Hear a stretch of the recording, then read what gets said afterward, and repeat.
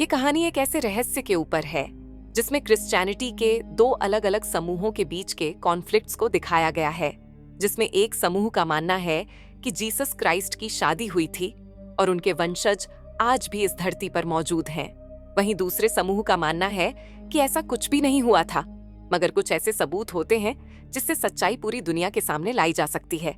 तो मूवी की शुरुआत में हमें एक म्यूजियम को दिखाया जाता है, जहाँ पे एक बूढ़ा आदमी जिसका नाम सोनियर होता है, वह अपनी जान बचाने के लिए भाग रहा होता है। वो भागते भागते गिर जाता है और तभी वो आदमी भी आ जाता है जिससे सोनियर बचकर भाग रहा था। इस आदमी का नाम साइलस होता है। इस आदमी की हरकतें काफी डरावनी और खूंखार सी मालूम पड़ती है। साइलस सोनियर पे अपनी गन तान देता है और उससे पूछता है कि मुझे होली ग्रेल का पता बता दो, नहीं तो मैं तुम्हें मार दूंगा।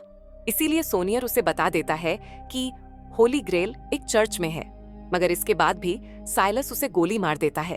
अब यहाँ पर हम बस इतना समझ सकते हैं कि वह बूढ़ा आदमी ये मानता है कि जीसस की शादी हुई थी और उनके वंशज आज भी हमारे पास हैं।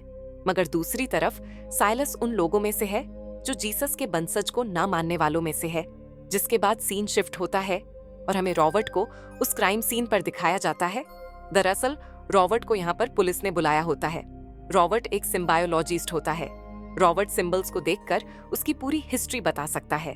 दरअसल शुरुआत में तो ऐसा लगता है कि जैसे पुलिस ने रॉबर्ट को मदद के लिए बुलाया होगा, मगर जब वहां सोफी आती है और रॉबर्ट को बड़े ही होशियारी से फोन पे अपना ही रिकॉर्डेड मैसेज में बताती है कि उसकी जान को यहाँ खतरा है और इसके बारे में किसी को कुछ मत बताना कि तुम्हें पता चल चुका है। जिसके बाद रॉबर्ट वॉशरूम जाता है, जहाँ उसे सोफी मिलती है और उसे बताती है जिस आदमी का खून हुआ है वो मेरे दादाजी थे और पुलिस ने तुम्हें जो मैसेजेस दिखाए हैं उसमें से एक लाइन हटा दी गई थी, जहां लिखा गया था रॉबर्ट को खोजो प्रिंसेस सोफी। दरअसल सोफी के दादाजी उसे हमेशा प्रिंसेस बुलाया करते थे। यहाँ पर सोफी उसे ये भी बताती है कि तुम्हारी जेब में एक ट्रैकिंग डिवाइस है, तुम चाहो तो उसे देख सकते हो। जिसके बाद सोफी बताती है कि मेरे दादाजी के मौत के पीछे कोई ना कोई पहेली है जिसे सुलझाने में तुम मेरी मदद करो और बदले में मैं तुम्हें सेफली तुम्हारी एम्बेसी तक पहुंचा दूंगी। जिसके बाद हमें उस पुलिस ऑफिसर को दिखाते हैं जो अपने टैब की स्क्रीन पर देखता है कि रॉबर्ट वॉशरूम से छलांग लगाकर भागने की कोशिश कर रहा है। वहीं दूसरी तरफ ये दिखाते हैं कि साइलस टीचर को बताता है कि मैंने चारों को मार दिया है, जिससे हमें यह समझ आता है कि साइलस ने और भी 3 लोगों को मारा होता है और सभी ने मरने से पहले होली ग्रेल को एक ही जगह पर होने की बात कही होती है और वो जगह एक चर्च होता है। यहाँ पर हमें समझ आता है कि टीचर ही वो मास्टरमाइंड होता है जो ये सब करवा रहा होता है। टीचर साइलस से कहता है कि अब तुम्हें उस चर्च में जाकर होली ग्रेल को खोजना होगा, जिस पर साइलस कहता है कि मैं जाऊंगा, मगर उससे पहले मैं अपने आप को उन गुनाहों की सजा देना चाहता हूँ। जिसके बाद वो अपने आप को बहुत चोट पहुंचाता है। हम देखते हैं कि कैसे उसने अपने पैरों में लोहे के जंजीरों को बांधा होता है। उसके बाद साइलस उस चर्च में पहुंच जाता है जहां पे होली ग्रेल का पता सोनियर ने मरने से पहले बताया था। उस चर्च के नन ने साइलस को आधी रात में भी आने दिया होता है, क्योंकि उसे ओपस डे की तरफ से ऑर्डर आया होता है कि आज रात को हमारा एक आदमी आपके चर्च में आएगा।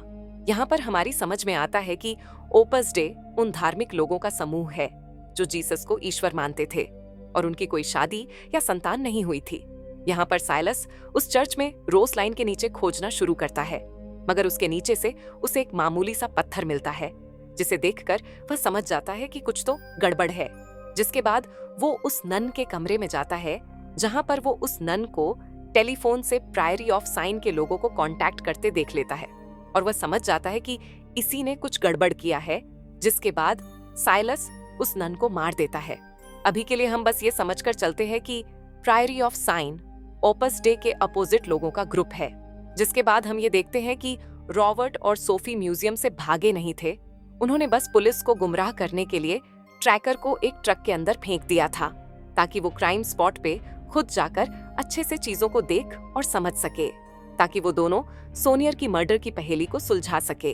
वहां जाकर उन्हें सोनियर के बनाए निशानों और लिखे हुए शब्दों से पता चलता है कि वे मोनालिसा पेंटिंग के बारे में इशारे कर रहे हैं।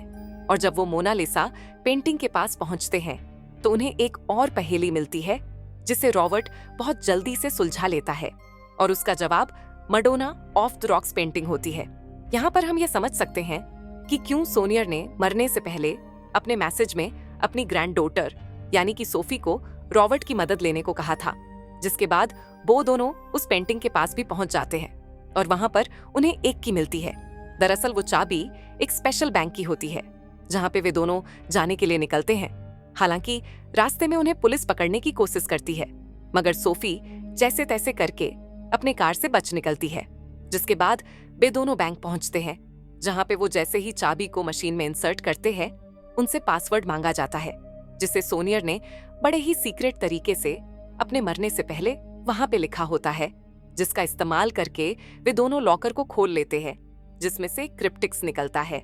इसका इस्तेमाल पुराने समय में सीक्रेट मैसेजेस को छिपाने के लिए किया जाता था।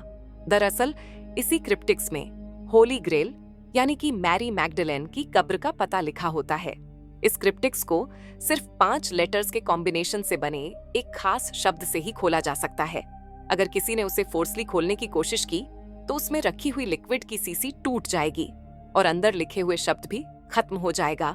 इसके बाद पुलिस को भी पता चल जाता है कि रॉबर्ट और सोफी इस बैंक में है और वो यहाँ तक आ जाते हैं। जिसके बाद बैंक मैनेजर उन्हें बताता है कि आपका अकाउंट हमारे बैंक का सबसे पुराना और खास अकाउंट है, जिसमें इमरजेंसी में अकाउंट होल्डर्स को सेफली बाहर निकालने के भी निर्देश होते हैं। जिसके बाद मैनेजर उनको एक मिनी ट्रक में लेकर निकल जाता है। यहाँ पर हमें पता चलता है कि मैनेजर अचानक से उस क्रिप्टिक्स को हासिल करना चाहता है, जिसके लिए वह बीच में ही ट्रक रोक देता है और रॉबर्ट और सोफी को गन पॉइंट पे ले लेता है और एक गोली फायर भी कर देता है। उसके बाद वो उनसे क्रिप्टिक्स मांगता है। तभी रॉबर्ट बहुत ही चालाकी से क्रिप्टिक्स देते समय गोली के शेल को दरवाजों के बीच फंसा देता है, जिससे कि मैनेजर दरवाजा लॉक नहीं कर पा रहा होता और इसी का फायदा उठाकर रॉबर्ट मैनेजर की हालत खराब कर देता है। हालांकि मूवी में कहीं भी ये पता नहीं चलता कि बैंक मैनेजर ऐसा टीचर या ओपस डे के कहने पे करता है या ऐसा करने का उसका खुद का कोई मोटिव होता है। इसके बाद हम देखते हैं कि रॉबर्ट उसी ट्रक से अपने एक पुराने दोस्त टीविंग से मिलने जाता है, जो कि एक हिस्टोरियन होता है जिसे प्रायरी ऑफ साइन और बाकी चीजों की बहुत अच्छी नॉलेज होती है। यहाँ पे टीविंग बताता है कि पुराने समय में कॉन्स्टेंटाइन नाम के राजा ने अपने देश रोम को एकजुट करने के लिए ईसाई धर्म को अपना लिया, क्योंकि उस समय ईसाई धर्म बहुत तेजी से फैल रही थी। इसलिए राजा ने ऐसा किया था और इसे और पक्का करने के लिए उसने काउंसिल ऑफ नाइसिया का आयोजन किया था, जिसमें यह कहा गया कि जीसस ईश्वर थे ना कि कोई इंसान। इस बात पे रॉबर्ट और टीविंग की बहस भी शुरू हो जाती है। तभी सोफी उन दोनों को शांत करती है और कहती है कि इस बात को लेकर न जाने कितनी ही बार लड़ाइयां हुई हैं। इसके बाद टीविंग उन्हें वो पेंटिंग दिखाता है जिसमें जीसस और मैरी मैग्डलेन को साथ में दिखाया गया है। दरअसल मैरी मैग्डलेन ही होली ग्रेल होती है, जिसे कहानी की शुरुआत में साइलस पागलों की तरह खोज रहा होता है, जिसके कारण उसने कई लोगों को मारा भी होता है। जिसके बाद हमें यह बताया जाता है जीसस चाहते थे कि उनके जाने के बाद मैरी ही चर्च को संभाले, मगर उस समय एक औरत का चर्च का हेड बनना बहुत से लोगों को पसंद नहीं आ रहा था। इसीलिए जीसस के सूली पे लटकने के बाद मैरी अपनी जान बचाकर वहां से कुछ लोगों के साथ भाग गई और ऐसा माना जाता है कि उस समय मैरी मैग्डलेन प्रेग्नेंट थी और जीसस के ब्लड लाइन को प्रोटेक्ट करने के लिए ही उन लोगों में प्रायरी ऑफ साइन को बनाया और इस तरह से जीसस के वंशज आज भी मौजूद है। अब ज्यादा कंफ्यूजन न क्रिएट करते हुए मैं आपको समझाती हूँ कि असल में मूवी इन 4 ग्रुप्स के बीच में घूम रही है। पहले प्रायरी ऑफ साइन के लोग, जिनका ये मानना है कि जिस तरह से हमारे पूर्वजों ने जीसस के वंशज को बचा कर रखा है, उसी तरह से हम भी अपना काम करते रहेंगे। दूसरा ग्रुप ओपस डे के लोग, ये लोग चर्च के लोग हैं और ये होली ग्रेल यानी कि मैरी मैग्डलेन के कब्र यानी कि उनकी डेड बॉडी को नष्ट करना चाहते हैं, जिससे कि ये कभी भी साबित ही ना हो सके कि जीसस के कोई वंशज भी है, क्योंकि अगर ये साबित हो गया तो चर्च की पूरी नींव ही हिल जाएगी, जिसमें जीसस को ईश्वर कहा गया है। और तीसरा ग्रुप है रॉबर्ट और सोफी का, जो ये पता लगाना चाहते हैं कि सोनियर यानी कि सोफी के दादाजी के मौत का क्या कारण था। और चौथा ग्रुप था टीचर का, जो ओपस डे से मिला हुआ था। इसके बाद हम देखते हैं कि वहां पे पुलिस और साइलस दोनों ही आ जाते हैं और साइलस तो घर के अंदर भी आ चुका होता है, यहाँ पर साइलस एक बार फिर से अपनी गन तान देता है और टीविंग से होली ग्रेल टेबल पे रखने को कहता है।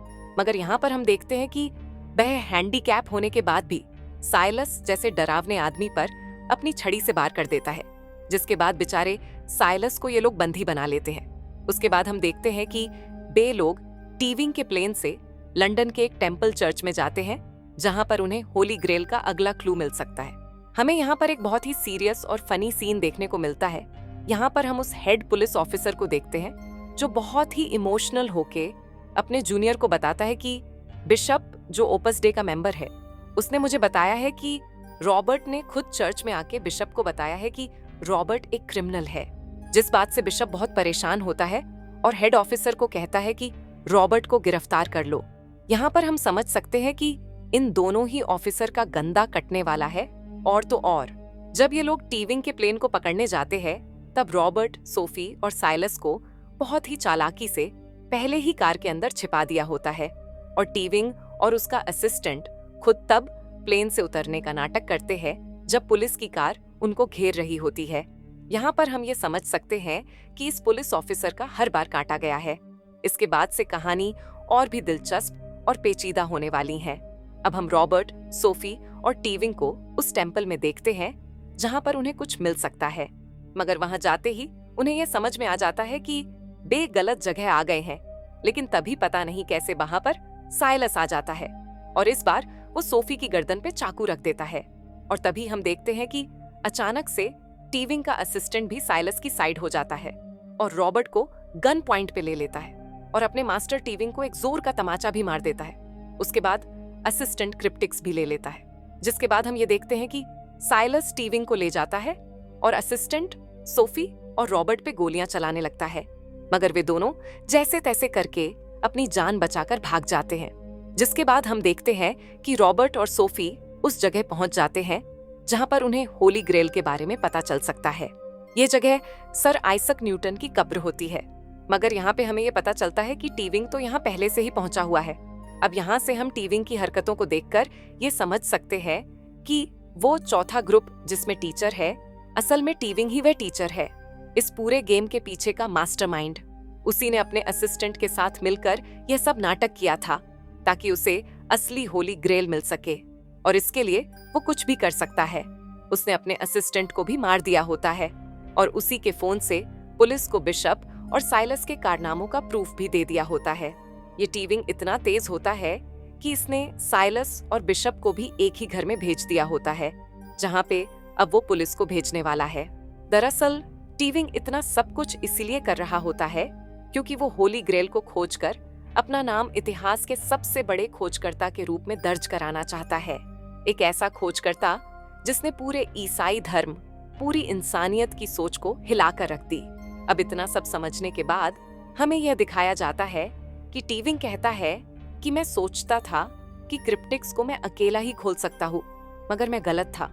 इसे बस वही खोल सकता है जो इसके लायक है। और अब वह सोफी को क्रिप्टिक्स देता है और उसे फोर्स करने लगता है कि जल्दी से क्रिप्टिक्स खोलो, नहीं तो मैं तुम दोनों को मार दूंगा। मगर सोफी क्रिप्टिक्स को नहीं खोल पाती। तभी रॉबर्ट कहता है कि मुझे ट्राई करने दो, और वो क्रिप्टिक्स को खोलने में कामयाब हो जाता है। मगर वो बड़े ही चालाकी से मैप को छिपा लेता है और क्रिप्टिक्स को हवा में उछाल देता है, जिससे टीविंग डिस्ट्रैक्ट हो जाता है और अपनी गन छोड़कर क्रिप्टिक्स को पकड़ने के लिए भागता है। मगर फिर भी क्रिप्टिक्स के अंदर का लिक्विड लीक हो जाता है और टीविंग को लगता है कि अब होली ग्रेल को खोजना असंभव हो चुका है। और तभी वहां पे पुलिस आ जाती है और टीविंग को भी गिरफ्तार कर लिया जाता है। और यहाँ पर हमें समझ आता है कि बेचारे टीविंग का भी बहुत बड़ा वाला कट चुका है। उसके बाद रॉबर्ट सोफी को बड़े ही क्लियर अंदाज में समझाता है कि दरअसल क्रिप्टिक्स का कोड एप्पल था, क्योंकि न्यूटन के कब्र के आसपास सारे प्लैनेट्स थे, मगर एक चीज नहीं थी, जिसके कारण ये सारी चीजें डिस्कवर हो सकी। असल में हर किसी को पता है कि कैसे जब एप्पल न्यूटन के सिर पे गिरा, जिसके बाद से ही ग्रेविटी, प्लैनेट्स के बीच का रिलेशन और बाकी चीजों की खोज हुई। इसलिए रॉबर्ट भी समझ जाता है कि वो 5 लेटर्स का कोड एप्पल ही हो सकता है। उसके बाद वे लोग उस मैप के हिसाब से एक और चर्च में पहुंचते हैं, जहां उन्हें जीसस के समय के काफी सारे डॉक्यूमेंट्स मिलते हैं, जिससे ये समझ आता है कि सिर्फ सोफी ही जीसस के ब्लड लाइन से अकेली बची हुई होती है। हालांकि उन्हें होली ग्रेल वहां भी नहीं मिलती और सिर्फ सोनियर को ही पता था कि होली ग्रेल कहाँ है, जिसका मतलब ये होता है कि अब होली ग्रेल हमेशा के लिए खो चुकी है और अब ये कभी भी साबित नहीं किया जा सकेगा कि जीसस की कोई संतान भी थी। और जब वे दोनों उस चर्च से निकलने वाले होते हैं तभी वहां पर सारे प्रायरी ऑफ साइन के लोग आ जाते हैं। इसके बाद सोफी अपनी असली दादी माँ से मिलती है और उन सब प्रायरी ऑफ साइन के लोगों से भी जिन्होंने जीसस के बंसज को इतने समय तक बचा कर रखा था। अब यहाँ पर हम भी क्लियर हो जाते हैं कि सोफी ही वो है जिसे ये लोग बचाना चाहते हैं, जिसका मतलब होता है कि सोफी ही जीसस के आखिरी बंसज है। जिसके बाद सोफी रॉबर्ट से पूछती है कि अब मुझे आगे क्या करना चाहिए, जिस पे रॉबर्ट कहता है कि सारा खेल विश्वास का है, अब ये तुम पे है कि तुम लोगों के सामने सच लाने की कोशिश करोगी या जो जैसा है उसे वैसे ही चलने दोगी। इसके बाद सीन शिफ्ट होता है और हमें रॉबर्ट को दिखाया जाता है जो शेव कर रहा होता है, मगर तभी उसके गाल पर एक कट लग जाता है जिससे कि उसका खून नीचे सींक में गिरकर एक निशान बनाता है, जिसे देखकर रॉबर्ट को कुछ पुराने लिंक याद आने लगते हैं जिसे वो अपने किताब में वेरीफाई करता है और उसे होली ग्रेल का पता लग जाता है। जिसके बाद हम देखते हैं कि होली ग्रेल को रॉबर्ट ने खोज लिया होता है जो एक म्यूजियम में रखी हुई होती है। जिसके बाद हमें उसके अंदर रखे असली होली ग्रेल को भी दिखाया जाता है और इसी के साथ मूवी बहुत ही खामोशी से खत्म हो जाती है। अगर आपको हमारी ये मूवी एक्सप्लेन करने का अंदाज अच्छा लगा हो तो चैनल को सब्सक्राइब कर दे, नहीं तो कमेंट में बता दे कि हमसे कहाँ गलतियां हुई हैं।